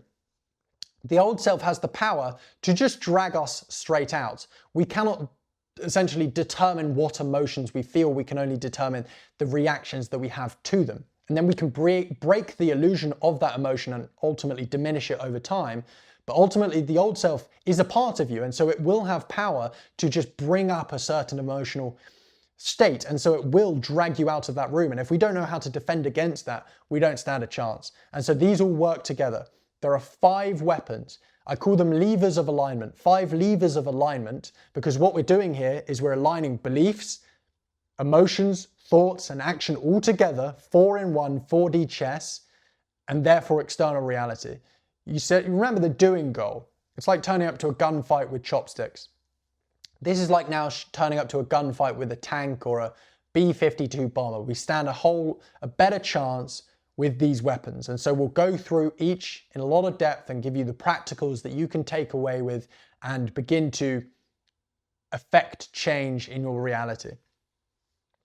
The first one is inevitability embodiment. I've discussed this a lot in other videos and it's such an important practice. Embody the version of you for whom the goal is inevitable. Become the version of you for whom the goal is inevitable. Those words have been selected incredibly carefully, and I've crafted them over the last couple of years to encapsulate what identity is it that actually achieves the goal. Well, it's the one for whom the goal is inevitable. Now, a lot of people say you've got to assume the identity that already has the goal, assume the feeling. People call this the law of assumption. I think this is flawed in many ways. And essentially the practicals that people give you is you've got to assume that you already have it. So you've got to pretend like you are rich, fake it till you make it. And so a lot of the advice here is you've got to, I don't know, buy expensive coffees when you have $100 in your account, give money to the homeless when you've got none to give. I get what they're getting at, but what you're mimicking here is the outcomes, not the actions. You see, the version of you that has 20K per month may live an extravagant lifestyle, driving supercars, spending a lot of money, whatever it may be. But that lifestyle didn't get you to that point in the first place. Buying expensive coffees and being a baller didn't get anyone rich. That's what they do when they get rich. They're the outcomes. The actions is what gets us there in the first place. The law of assumption misunderstands this. And so people who just going around pretending like they're rich, not taking any action, don't stand a chance. So don't fall into this trap. I don't know who it's from, who originated it, but it's bad information. We're going to mimic the actions, not the outcomes. And the actions is, well, the version of you for whom the goal is inevitable, is the version of you right now. It's not a version of you in the future that you're trying to become. It's a version of you that from this very moment, forget about what happened in the past. What version of me right now would it be for whatever time frame you want, that the goal is completely inevitable? And so you need to become this version through three different levers. First, the thoughts you think, the self-talk, the narrative you have. You see, humans have this incredible ability to consciously choose what we think. Start to reinforce all of your positive behavior with positive self-talk that is aligned with the type of person that you want to be. Secondly, is the emotions that you feel. You need to start feeling like the version of you for whom the goal is inevitable. Now, I get that trying to consciously conjure up certain emotions is difficult, but it's important to understand emotion does play a significant role here. And we're going to use tools such as state activation, which is the next one, in terms of how we create this emotional state when there just isn't any reason to feel like this. Third tool is the action that you take. Now, this is the most important lever that we can pull in terms of inevitability embodiment, because action is an expression of priorities. That's a quote from Gandhi. Action is a vote for the type of person that you want to be. Action is an expression of the type of person that you are. And so what you need to do is essentially align those three together. The thoughts you think, the emotions you feel, the actions you take with the goal that you're trying to achieve. So specifically what is it you want, and then paint out the version of you for whom the goal is inevitable in those three levers. And then once you identify those, you essentially become it. You method act. So at first it will be unfamiliar. You're trying to become a person that you're not yet. But eventually what you'll notice is that the self is made up of beliefs. Beliefs shift through repetition and emotion, as we already established. So if we continue to take action under aligned emotion, and we continue to repeat this, no matter how familiar it is, the more you repeat it, the more familiar it will become. Eventually it will become who you are, because the self, the identity, is simply what you're familiar with. And we can engineer familiarity through repetition. And so there's a couple tools that we can use to make this easier. Number one is identifying input quantity and then executing on that daily. Because a lot of people get lost in terms of what actions they should actually do. Well, the version of you for whom the goal is inevitable is spamming the inputs. Now, understand a business, at least at the start, is a very simple system. Input, process, output. Output is money in your pocket. Inputs is whatever moves the needle, actually grows the business. For most businesses, this is going to be something to do with sales or marketing. And so establish a quantity of sales or marketing that you have to do, whether it's 200 cold calls a day or 1,000 emails or 10 DMs, whatever it is for you, establish a quantity where it'd be unreasonable for you not to achieve your goal. That's a line from Hormozy.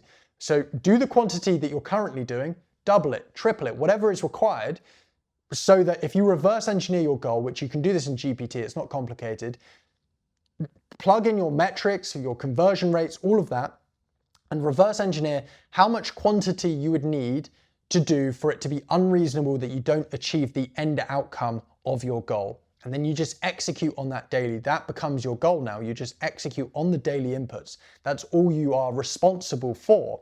Because if you know that you're doing these inputs, you are tangibly getting closer to the goal. There is nothing else you can be doing. You are being the inevitable version of yourself, and therefore you can take the confidence from that. Action is a leading indicator of confidence, clarity, and collapsing doubt. You don't feel ready and then act. Action precedes it. Action is the leading indicator for all of these things.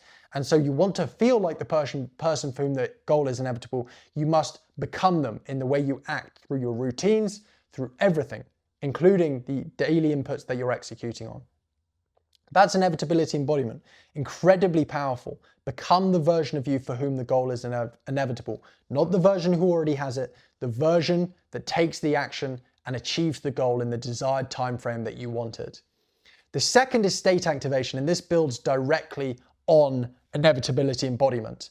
Because as I said, it can be hard to create emotional states, manufacture them, and just say, I feel confident. Well, you don't really feel confident, you're kind of faking it. How do we actually create an emotional state that is real and is powerful and can sort of guide you forward and make this action easier?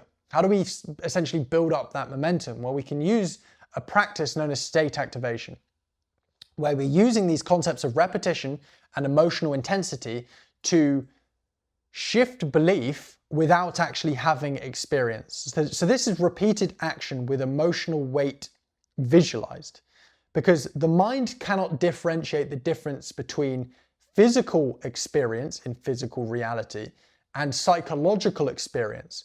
But the crucial thing a lot of people miss there is this psychological experience has to be emotionally intense. Otherwise, it's completely irrelevant. Emotion is the language of memory. And so I have a protocol, a technique that you could go through. There are loads of different things that you can do. If you're visualizing something, you feel it emotionally intensely, and you can bring that emotion forward, whatever technique or whatever you're doing, use it. But this is what I really like, and this is what is in line with psychology and modern science. So the first step is we need some sort of stage of induction. We need to lower brainwave states, because when we do that, when we get into low alpha, theta brainwave states, the brain is more suggestible and plastic, neuroplastic in terms of it's more susceptible to change. We can do this in two ways. We've got the meditative induction and the hypnotic induction. Both work. I'll go through both. The meditative induction means you essentially focus on your breath and you meditate. Mindfulness meditation until your whole body feels relaxed. You can lie down, you can sit, it doesn't really matter. You just need your whole body to feel heavy and relaxed. Maybe this takes 5 minutes, maybe it takes 15. It depends on the context of the day. If you're more stressed, it's going to take longer to get relaxed. Quieten down the mind, declutter your mind, and just focus on your breath. Once you've got to that state where the body is heavy and you're focused on the breath, you've completed your state of induction, you've lowered your brainwave states successfully so that you're ready for the next step. That's one way. That's the longer way, but it's the easier way. The second way is hypnotic induction. And so hypnosis is this, well, it's misunderstood, firstly, because hypnosis isn't just something that people use to make people dance on stages. It's used clinically. Hypnosis is something that can change behavior on a dime. People can do hypnosis sessions and stop smoking, lose weight, for insomnia. These are clinical prescription, hypnosis can be. And so we can use a hypnotic induction, which essentially gets us into a state of deep relaxation, but highly focused. It's these two together. So you're deeply relaxed, but highly focused on what you're visualizing, on what you're trying to create. And you can use any sort of basic hypnosis audio or self-recorded induction to reach the same state. And so look online, find examples of hypnosis, just search up hypnosis track on YouTube.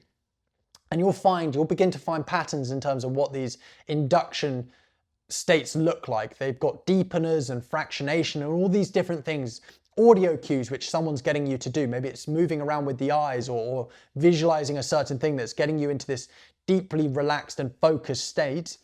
you can do this with hypnotic induction as well. And this can be as fast as maybe a couple minutes. And you can create them for yourself as well, based on what you essentially, I guess, what you're most receptive to and what works the best for you, you can create for yourself after you experiment. So you can use either two of these inductions, meditative or hypnotic. It doesn't really matter. Choose whatever works for you best. And so once we get to a lower brainwave state with either one of these inductions, we then do a single scene visualization. You'll notice this is very simple. A lot of people visualize their goal in loads of detail. They go in every room of the house they're going to have and do all of these things. And number one, what they're doing is they're visualizing outcomes. Again, outcomes is what happens when we get there. That's not what got someone rich, having a big house. It's the actions. So we don't focus on outcomes. We focus on the actions which get us there. But also, this really broad visualization isn't emotionally intense. It's just a bunch of content. It's just going in and out. It's just sand going through a sieve. Nothing's being caught, nothing's being remembered, nothing's impacting belief, and therefore it's not creating lasting change in terms of state and belief change, which is ultimately what we're trying to do. And so we need to manufacture emotional intensity, and we do that through a short scene, 5 to 10 seconds max, that represents you taking aligned action or being the person who already believes it's normal. Loop that same scene repeatedly, over and over again. Don't add complexity, don't add multiple scenes. Just one scene of you taking the required action that you need to take on that specific day. So we do this in the morning to set state, whether it's making the cold call, creating the content, taking the sales call, editing the ads, deep work, whatever it is. Visualize yourself in that scenario, first person, and just loop it over and over again. The more you do it, the more vividly you can imagine things, the more details you can bring in, as long as it's the same scene. And as you do it more, you can begin to feel it more with each repetition. So that brings us on to the third step, which is emotional amplification. With each repetition, intensify the emotion, conviction, certainty, calm, authority, inevitability. Let the body feel it through your posture, through your breath, facial tension, internal tone of the body. It becomes a whole lot easier to build up this emotional intensity when you begin to repeat the scene over and over again. And you essentially do this until you stop, until it feels forced, until you feel like you're really forcing the scene and you're forcing the emotion. Just stop, cut it off. So maybe this is after 3 repetitions, or maybe it's after 100. This protocol doesn't really have a time limit on it. It can be X amount of minutes, depending on whatever feels right, depending on how long the induction is, and depending on how long the single scene visualization is. But what we're doing here is we're simulating success, is the best way of putting it. We are simulating us being the version for whom the goal is inevitable, taking that required action, and the state that is behind it, the confidence, the certainty, and the inevitability. And so what we do is we come out of that visualization. The mind thinks it's just experienced a huge amount of success. Remember, the mind doesn't know the difference if it's emotionally intense. So one side benefit is this is directly impacting beliefs. This is directly building up empowering beliefs which hold together this desired self.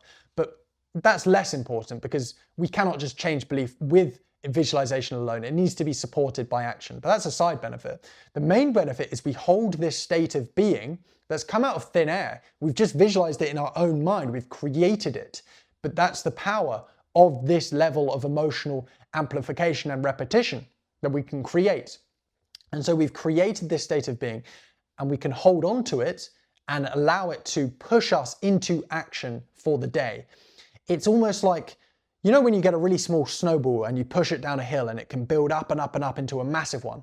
This is just building up the initial snowball that gives us the confidence, the certainty to just take that initial piece of action.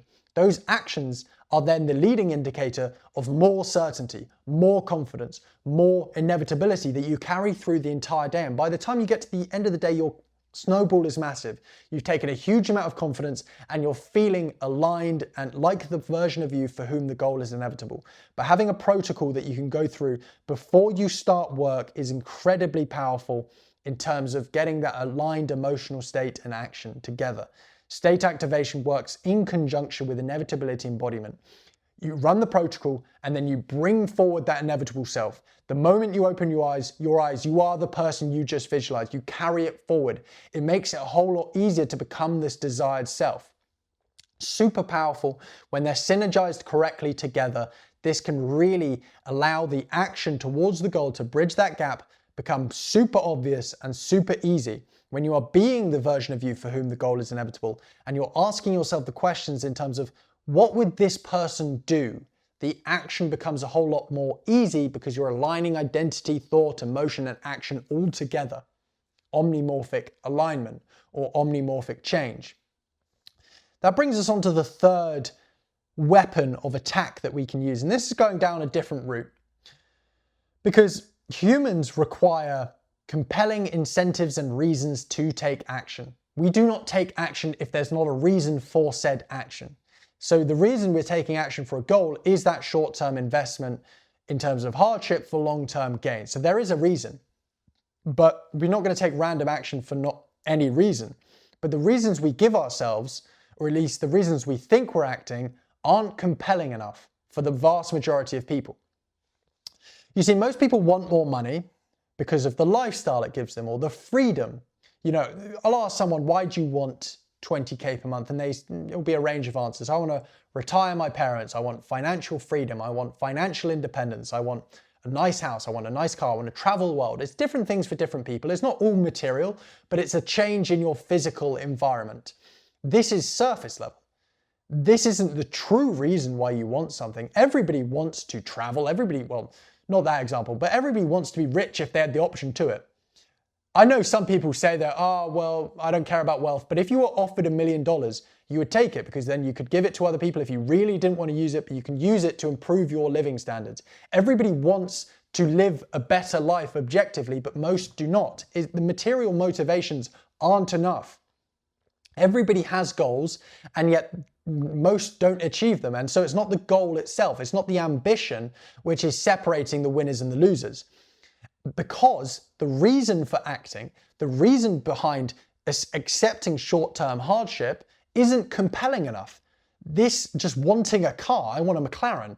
Why? Like, that's not compelling enough in terms of encouraging you to actually go ahead and take the action. This is encapsulated perfectly in a quote from Nietzsche. He who has a strong enough why can bear almost any how. If you have a strong enough why to act, it doesn't matter how much emotional resistance the old self throws at you, you will continue to take action when your why is strong enough. And so what we're trying to do is essentially take these material desires that you want, these physical desires, and find the true source. And we do this through a process known as Socratic reasoning, which is very simple. Just asking yourself why over and over again until you find the true source. Now, material desires, physical desires, have emotional reasons behind them. I don't pick up a glass of water for the sake of the water. I do it to quench my thirst and how it's going to make me feel. We want things based on how they make us feel, not the objects themselves. The physical orientation of atoms isn't what compels us, it's how it's going to make us feel. And so there's always deeper emotional reasons behind why we want a certain thing. And so let's give an example.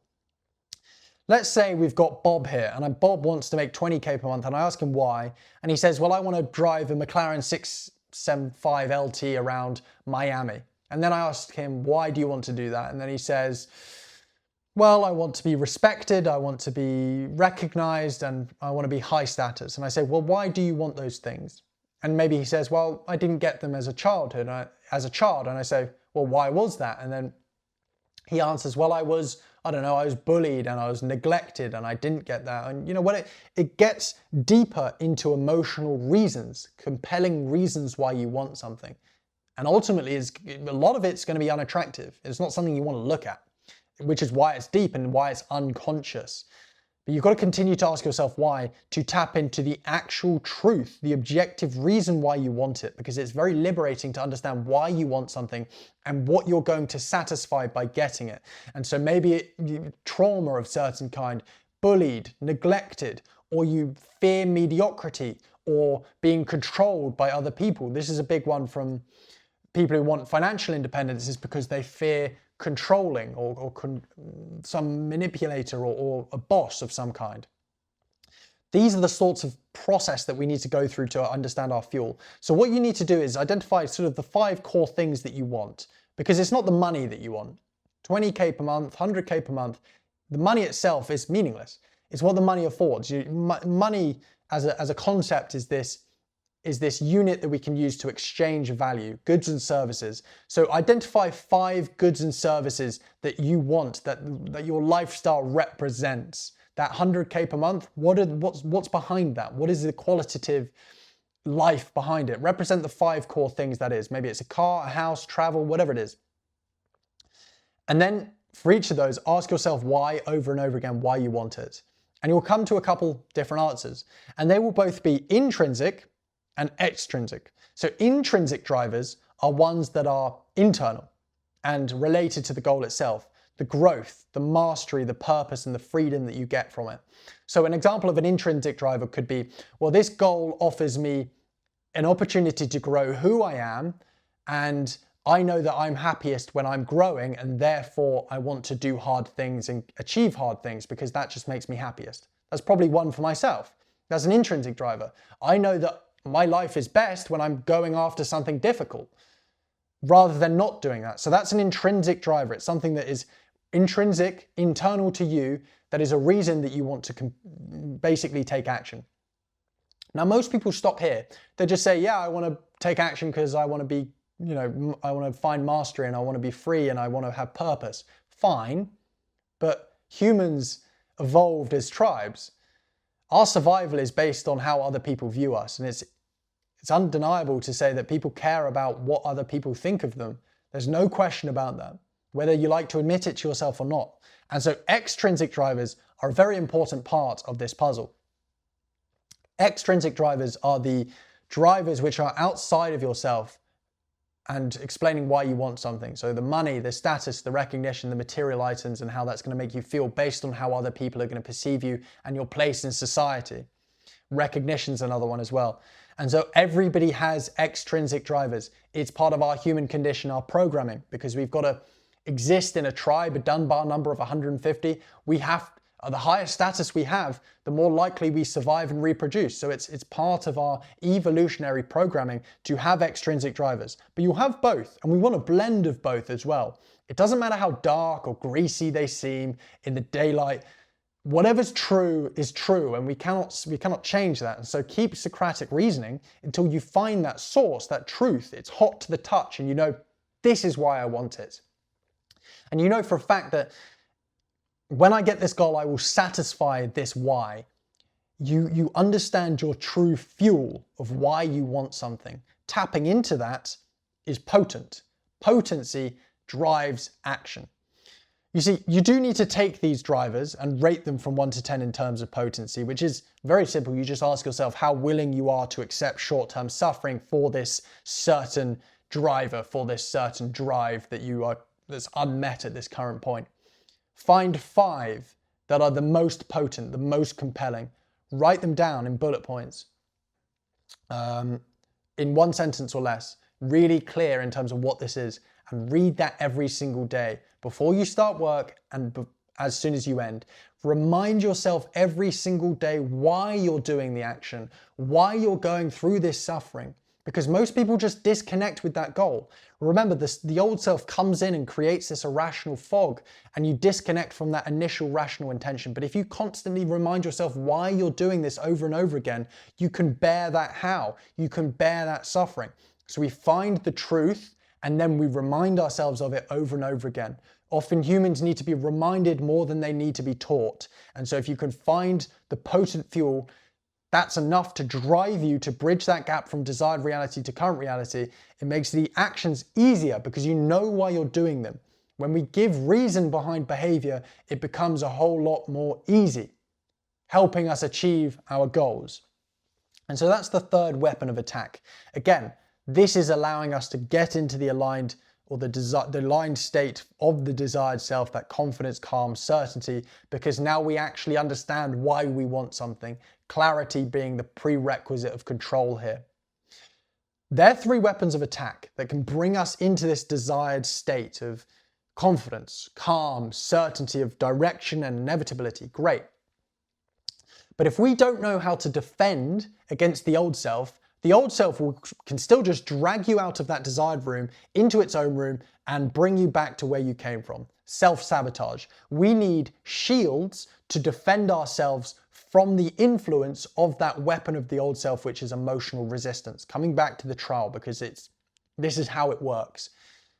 It doesn't matter how good we are at feeling the new version of ourselves and acting in alignment with it, all of that good stuff.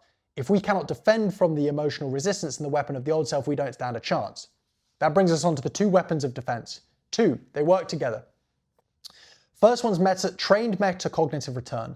Become the observer and create separation from thought and emotion. You see, as I said, negative emotion and thoughts descend to you like fog. They create irrationality and you get stuck in them. You identify with them. You see, most people live their entire lives identified and lost in the midst of thought and emotion. When you're lost in it, you cannot make deliberate choice. It has encompassed you. It's almost ventriloquized you and it's controlling your behavior. And so what we need to do is separate ourselves from that negative emotion, from that thought, to then be able to create deliberate choice. The way we do this is through the skill of metacognition, or trained metacognitive return, where we become the observer of our thoughts and emotions rather than the one identified with them. What this means is, well, what metacognition means is becoming aware of thinking. Metacognition simply means thinking about thinking.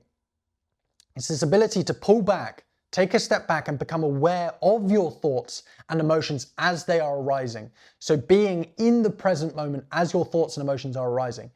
As compared to what most people are, including yourself, as you're watching this video, you're getting lost in thought and lost in emotion. You identify with it. We pull back and we become the observer. We watch the thoughts. Seneca said something along the lines of, we suffer more in imagination than in reality.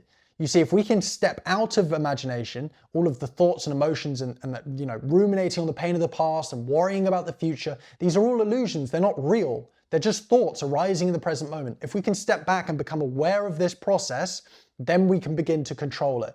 Awareness is the prerequisite of control. That's probably the 15th time I've said that today. And I will continue to say it till my deathbed because it's so important. Metacognition is the tool we can use to become aware of the emotional resistance, because the reason it's so insidious, the reason it's so powerful is because you don't even know that you're under the influence of emotional resistance and the weapon of the old self until it's too late. What happens is you feel low levels of doubt and anxiety for this specific example, and you don't even notice it. You don't even consciously recognize it. And you have doubt and anxious thoughts and they build up and they interact with each other. The thoughts fuel the emotion, the emotion fuels thought. And then it gets to a point where it gets so intense that you go, oh my God, I feel like this. I feel so scared. I feel so anxious. Why is this? It was always there. You were just never aware of it. You were lost in thought. You were being distracted. Metacognition allows us to notice the moment emotional resistance, adversity, or hardship comes. The moment it comes, we can stop it. We can interrupt that process. Emotion cannot survive if thought isn't fueling it anymore. The train won't continue to run if you're not piling coal into the furnace. And so metacognition allows us to interrupt that process and essentially interrupt the process of the old self-resistance building up and beginning to control and engulf our behavior. Metacognition is the skill we do this. Now, how do we build up a skill of metacognition? Well, number one, practice it in your day-to-day. Practice becoming aware of the thoughts that you're thinking. Recalling, what was I just thinking then? What emotions am I feeling? Asking yourself these questions, becoming aware, becoming the observer rather than the identifier or the experiencer of said emotion. But the other way, the only way, we can do that as a supplement, but the only way we can do this is through mindfulness meditation. Not necessarily sitting with your cross-legged. You can lie down, you can sit, whatever position you want. This is a practice of the mind. And so there's a channel called Declutter the Mind, and they have a series on mindfulness meditations, I think starting at 10 minutes, 20 minutes, 15 minutes. So start small, but daily meditation. Meditation is this idea of, or mindfulness specifically, is focusing on your breath, noticing you've been distracted, so being metacognitive, aware of that distraction, and bringing yourself back. That process of bringing yourself back to the present moment and focusing back on the breath is known as metacognitive return. becoming aware of distraction and bringing yourself back. That's the skill which we're trying to refine here. Being aware of the emotional resistance and bringing yourself to the observer position, separating from it so that you can make deliberate choice, so that you're not lost in that fog of emotion which catches so many people out and they begin to take a rational behavior and go back on that initial intention and fail their goal. They become inconsistent. We do this through mindfulness meditation. Now, you will suck at first, and this is brilliant because what you'll do is you'll meditate for 10 seconds, you'll focus on your breath, and then you'll forget that you even started meditating in the first place. You'll get lost in thought for like 2 to 5 minutes. And then you'll go like, wait, wasn't I trying to focus on my breath? And then you'll get back to the breath and that'll happen again. You'll be so bad at focusing on what's being aware, and you'll get lost in thought and you'll get distracted so easily. But the more you train that muscle, the better you'll get. And well, this is really a muscle in the brain. It's not a muscle, but certain areas of the brain change under experienced meditators. So there are physical changes going on here. This is legit stuff. And so the more you do it, the better you get. And this is something that accumulates with consistency. You can't do this, 7 days a week for 1 week and then none. You've got to do it daily. Pick a time, 10 minutes I would start off with, because it's tough. Your mind is wanting to do 100 different things. It will feel ridiculous. It will feel like a waste of time. You will try and convince yourself it's a waste of time, but this is one of the most powerful things you can do. If you are not aware of your thoughts and your emotions, you cannot control them. Control is the understanding or awareness is the prerequisite of control. If we're not aware of the negative resistance that is overcoming us and controlling our behavior, we cannot control it. And so metacognition is the shield which is going to stop it. Catching it early is the most effective strategy we have to mitigate the weapon of the old self and its emotional resistance. This brings us on to the second shield or weapon of defense that we can use, because this ties directly into it. This is the Disarm protocol. This is used to convert avoidance into fuel, irrationality into action. It's the process known as transmutation. Transmutation or transmuting something was a term used in this ancient practice of alchemy, turning base metals like copper or lead into gold. Now, transmutation is the process of actually converting those two. Now, that isn't actually possible. I don't know what the hell they were doing, but it's kind of like a mythical term. So what we want to transmute is the avoidance that emotional resistance creates into fuel that continues to take action. So what this looks like is bringing us out of the old self's room and back into the desired self's room. In the old self's room, we are feeling avoidant. That's the emotional state. Bring ourselves back into that desired self room. We are essentially in a position where we have a bias towards action, the confidence, the calm, the certainty, the state that encourages action. Because what you must understand is that it is inevitable that the old self will capture your state of being. It is a part of you. It has a huge amount of influence, especially at first. And so it will drag you out of your room, no matter how metacognitive you are. Because it has its own beliefs. It will eventually drag you out of the desired room, no matter how good your attack is, no matter how good your metacognition is, and into the old room. And so we need to have a protocol to essentially go through a series of behaviors, a series of steps to go back, to take ourselves out of that old room and back into the desired room. You see, a psychological term like confidence can be broken down into a series of steps, a series of behaviors. Maybe it's 100 different things. It's you don't speak as quickly, and you project your voice better, and you use your hands to communicate, and you lift your shoulders up. Maybe these are 4 examples of 100 behaviors that contribute to confidence. Emotional resiliency is the exact same. It is broken down to a bunch of different behaviors, and this Disarm protocol synthesizes all of the behaviors that we need to do to become more emotionally resilient. Emotional resiliency is allowing us to take this emotional resistance and turn it into fuel. And so this is something that you deploy whenever you feel resistance. Now, this is different for different people. As I mentioned, it could be apathy, it could be anxiety, it could be fear, it could be procrastination, it could be laziness, it could be anger, it could be hopelessness, it could be sadness, it could be pretty much anything under the sun that's stopping you from taking the action. If I didn't name it, whatever's causing you to avoid the action, this is where we deploy the Disarm protocol. And so this is known as a backronym, by the way. D for detection, I for isolation, S for simplify, A for alignment, R for respond, M for memorize. It would be an acronym, but the acronym actually spells out a word. So apparently it's called a backronym. Fun fact, deep into this interesting lesson. Always keeping you with surprises.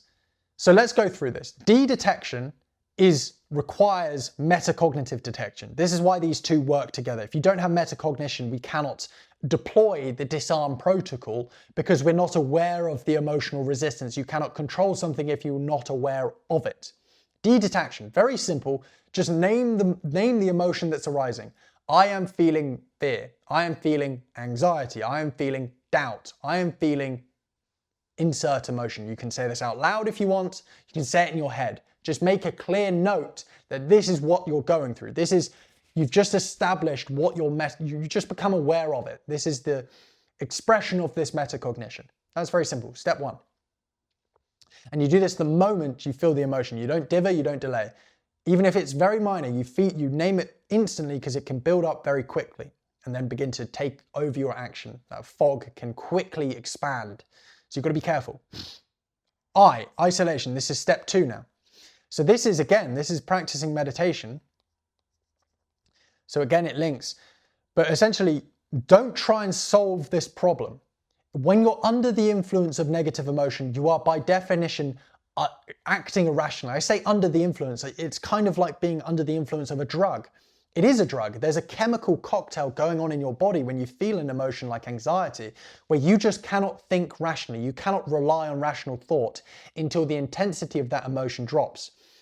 But understand the emotion itself is being fueled by thought. And so if we can cut off that fuel supply of thought by sitting quietly and just becoming the observer, essentially not getting lost in thought and fueling that said emotion, become the observer, cut off the thought and simply become aware of everything that's going on. When you do this, it may take 30 seconds, it may take 30 minutes. That emotional state will drop in intensity because it has nothing to fuel on. You cannot be anxious forever when you're just sitting in darkness, or not darkness, but you're sitting down, you're just focusing on your breath and that's all you're focusing on. It will drop in intensity.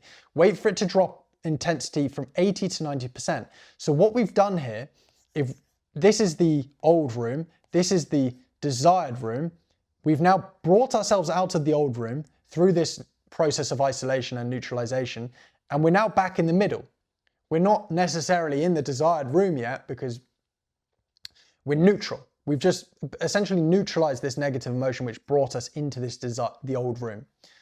That brings us on to simplify. Well, what resists persists. Carl Jung. So many people misunderstand this. They try and fight the emotion. They're like, no, I don't feel anxious. I'm going to try and feel confident, and they try and paper it over. And this isn't how it works. If you resist something, it will persist. You don't resist it, you observe it. There's a slight subtle difference there. Bringing us on to the third step, simplify. And so now that we can think rationally because we've neutralized the charge of this emotion, understand what specifically caused this emotion and debunk the perceived threat or difficulty. You see, all negative emotion relies on some perceived threat or uncertainty or sense of difficulty. Do it through the now-sick perspective. Now-sick, well, we've got this idea of the cosmic perspective. This is a whole different thing, but it's zooming out universally and understanding that you're kind of irrelevant. This really helps for people who struggle with fear and being judged. No one cares about you, essentially. Combined with the now, so it's now plus cosmic perspective. Enter the present moment, as we discussed earlier in isolation. The present moment is very comforting because when you understand that all you're responsible for is right now, you can forget about all of the other noise. The past and the future aren't real. All you're responsible for is right now. It's infinitely small. You can get comfort from that as well.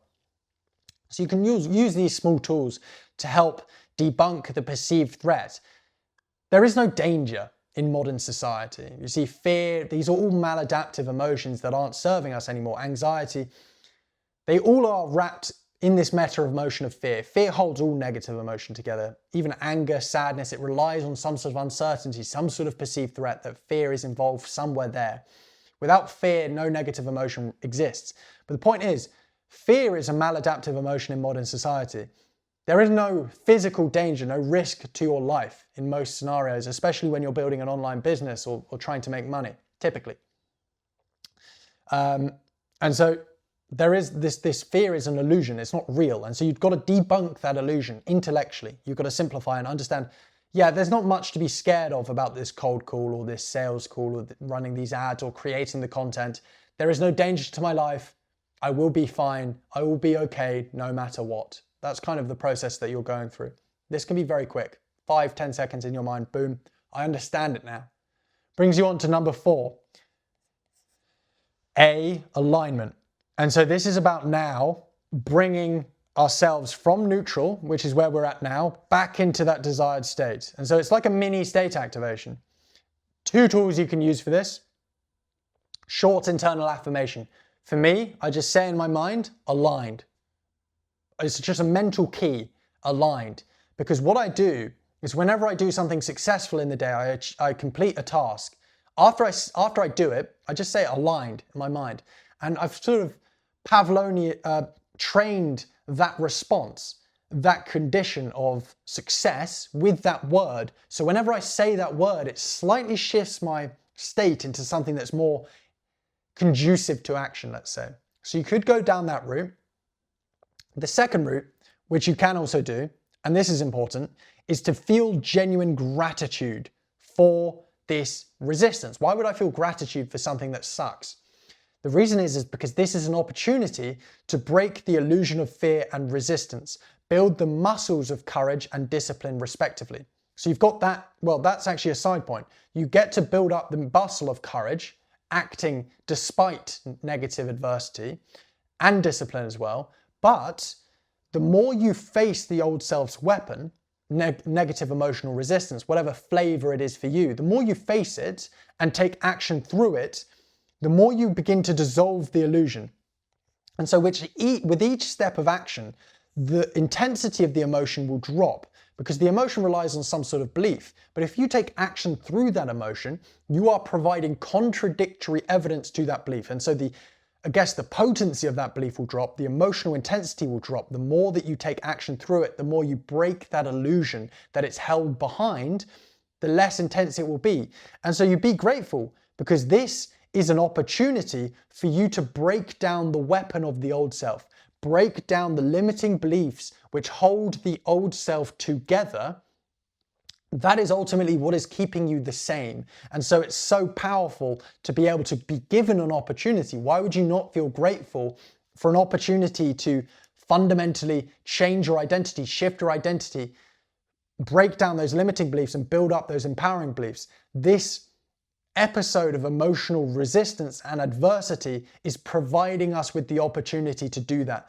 And so flipping it on its head and feeling grateful for it, feeling an immense amount of gratitude rather than negativity or victimization of some kind, is incredibly powerful and gets you back into that desired room, that room of confidence, calm, certainty and inevitability. When you feel that gratitude is a very powerful emotion that you can bring back into that desired room.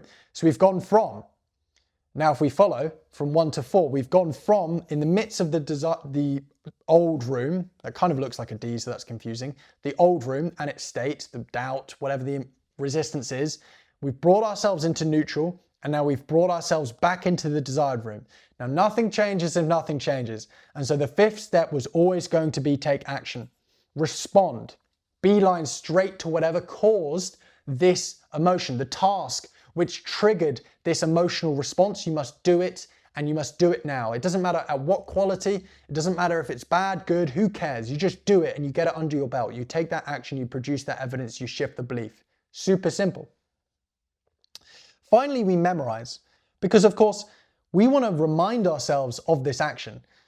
You see, I almost feel like each action that you do has an amount of, it's like a fruit that you can have, and you can squeeze that fruit for juice that allows us to shift belief. Now we can squeeze the fruit more and produce more juice if we remind ourselves of what we did, if we actually memorize it.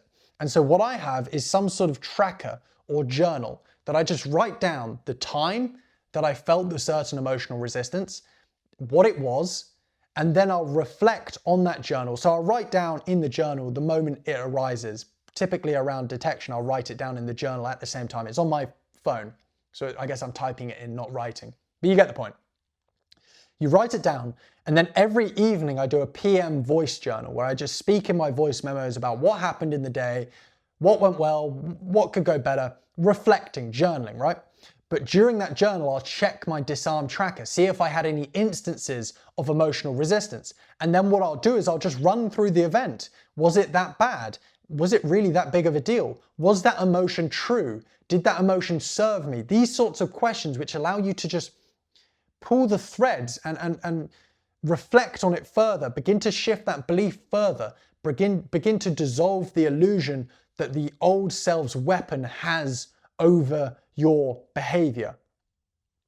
And so this Disarm protocol works in conjunction with metacognition, because if you are not aware of your thoughts and emotions, you cannot control them. But this is the series of behaviors that we go through to embody emotional resiliency. This is everything you need and nothing you don't. Now, at first, this is something you're going to need to constantly remind yourself of.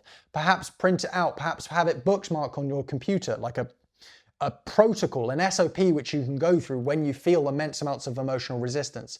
But eventually it becomes automatic. This is something that I just go through in my mind in about 30 seconds, depending on the isolation part can take longer, but everything else is super quick. It may seem like a super long and exhaustive process, but you have to think about it like this. If we bring it all the way back up to the top, we built this on first principles, first components. Consistent sequence of actions toward a defined target. Consistency is what we're optimizing for here. And so someone who is consistent, let's say on an extreme end, you spend 8 hours a day working, but 4 hours of those days you are spent in the Disarm protocol trying to mitigate and fight negative emotion, but you are being consistent as a result. You are not letting that negative emotion influence you and make you inconsistent. And so you are working 7 days a week for 4 hours a day. This person is inconsistent, but perhaps not productive or intense. But then we have another individual who's optimizing for intensity, thinks the Disarm thing is it's a waste of time, not worth it. And so they're maximizing intensity. They're working 10 hours a day for weeks on end. But after week 4, they reach that point of self-interference and they begin to self-sabotage, they begin to slow down, and it's the tortoise and the hare. The tortoise wins in this case, because if you're doing less action but consistently, in the long run you will win. And so whatever's optimizing for consistency is better. A lot of people try to focus on intensity, and that's a mistake. And so Disarm and running that protocol is worth it every single time, because if negative resistance, back to this self-interference cycle, if that brings you back to the current reality, you failed, you've done, you've just quit. The danger that emotional resistance faces can face us and can present us.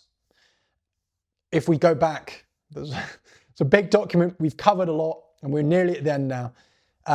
If we go back, I don't know what I'm looking for. If we go back to the trial, that's it.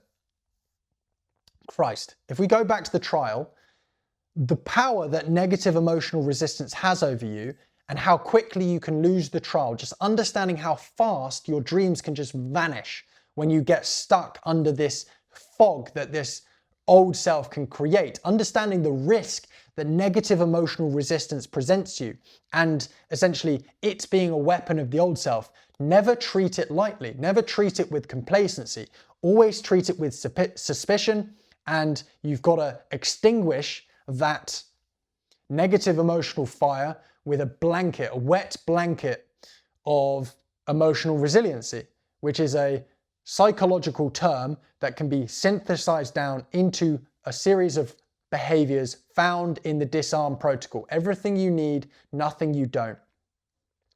And so we now have 5 levers of alignment, 2 weapons of defense that allow us to defend against the resistance that the old self is creating and trying to keep itself the same, and also 3 weapons of attack that we can use to hold this state and therefore take conducive action and achieve results.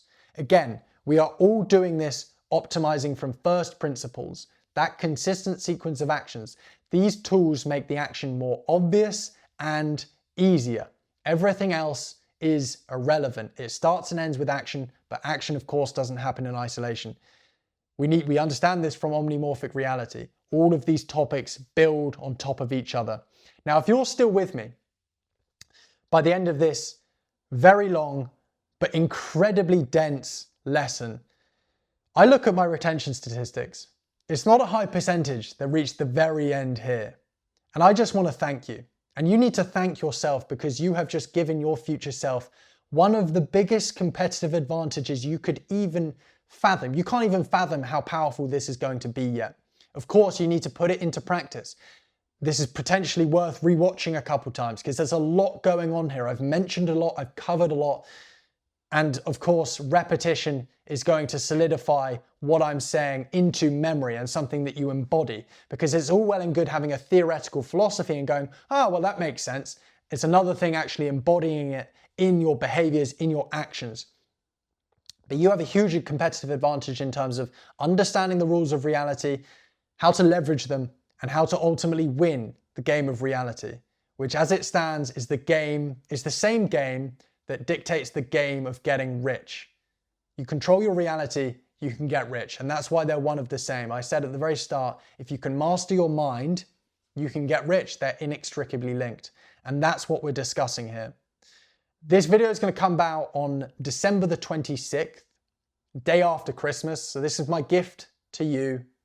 Thank you for watching, and Godspeed.